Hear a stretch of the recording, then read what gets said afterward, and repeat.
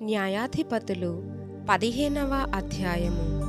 కొన్ని దినములైన తరువాత గోధుమల కోతకాలమున సంసోను మేకపిల్ల ఒకటి తీసుకొని తన భార్యను చూడవచ్చి, అంతఃపురములోనున్న నా భార్య యొద్దకు నేను పోదుననుకొనగా, ఆమె తండ్రి లోపలికి అతని వెళ్ళనియ్యక, నిశ్చయముగా నీవు ఆమెను ద్వేషించితివనుకొని నీ స్నేహితునికి ఆమెను ఇచ్చి తిని, ఆమె చెల్లెలు ఆమె కంటే చక్కనిది కాదా?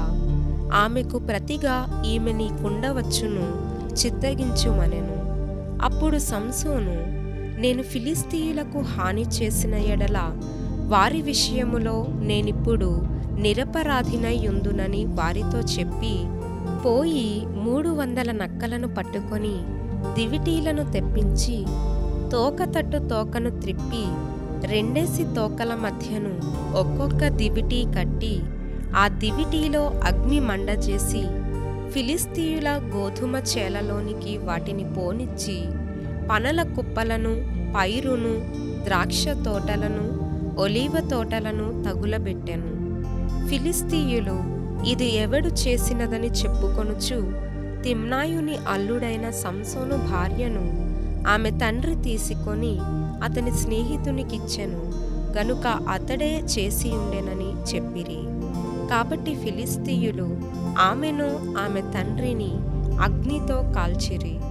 అప్పుడు సంసోను, మీరు ఇలాగున చేసిన ఎడల నేను మీ మీద పగ తీర్చుకొనిన తరువాతనే చాలించెదనని చెప్పి, తొడలతో తుంట్లను విరుగగొట్టి వారిని బహుగా హతము చేసెను. అటు పిమ్మట వెళ్ళి ఏతాము బండ సందులో నివసించెను. అప్పుడు ఫిలిష్తీయులు బయలుదేరి యూదా దేశములో దిగి చెదరి లేహీలో దోపిడి కొరకై దండు కూర్చిరి. యూదావారు, మీరేల మా మీదికి వచ్చితిరని అడుగగా, ఫిలిష్తీయులు, సంసోను మాకు చేసినట్లు మేము అతనికి చేయవలెనని అతని కట్టుటకే వచ్చితిమనిరి. అందుకు యూదా జనులలో 3000 మంది ఏతాములోని బండ యొద్దకు పోయి సంసోనును చూచి, ఫిలిష్తీయులు మనకు ఏలికలని నీకు తెలియదా? నీవు మాకేమి చేసితివని చెప్పగా, అతడు, వారు నాకెట్లు చేసిరో అట్లే నేను వారికి చేసితిననెను. అందుకు వారు, మేము ఫిలిష్తీయుల చేతికి అప్పగించుటకు నిన్ను కట్టవచ్చితిమని అతనితో అనగా, సంసోను, మీరు నా మీద పడకుండునట్లు నాతో ప్రమాణము చేయుడనెను. అందుకు వారు, అలాగు కాదు, నిశ్చయముగా మేము నిన్ను చంపము గాని నిన్ను గట్టిగా కట్టి వారి చేతికి మేము అప్పగించెదమని చెప్పి 2 క్రొత్త తాళ్ళ చేత అతని కట్టి ఆ బండ యొద్ద నుండి అతని తీసుకొని వచ్చిరి. అతడు లేహీకి వచ్చు వరకు ఫిలిష్తీయులు అతనిని ఎదుర్కొని కేకలు వేయగా, యెహోవా ఆత్మ అతని మీదికి బలముగా వచ్చినందున అతని చేతులకు కట్టబడిన తాళ్ళు అగ్నిచేత కాల్చబడిన జనుప నారవలే నాయెను. సంకెళ్ళును అతని చేతుల మీద నుండి విడిపోయెను. అతడు గాడిద యొక్క పచ్చి దవడ ఎముకను కనుగొని చెయ్యి చాచి పట్టుకొని దాని చేత 1000 మంది మనుష్యులను చంపెను. అప్పుడు సంసోను, గాడిద దవడ ఎముకతో 1 కుప్పను 2 కుప్పలను నేను చంపియున్నాను, గాడిద దవడ ఎముకతో 1000 మంది నరులను చంపియున్నాను అనెను.